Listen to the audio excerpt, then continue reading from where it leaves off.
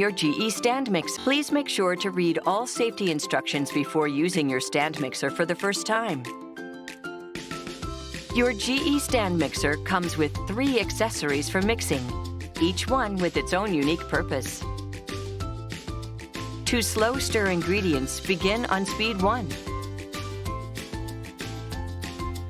Use speeds 2 through 4 for stirring wet batters, combining mixtures, blending frosting, or mashing potatoes. Cream butter or blend heavier batters with nuts or chips using speeds 5 through 6.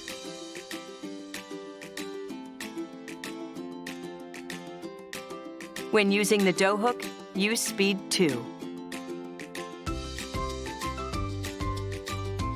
Always make sure your bowl and accessories are clean and dry before whisking egg whites or whipping cream. To use the whisk, slowly increase the speed until you reach 5 through 7. Maintain this speed for whipping cream or egg whites until you achieve your desired result.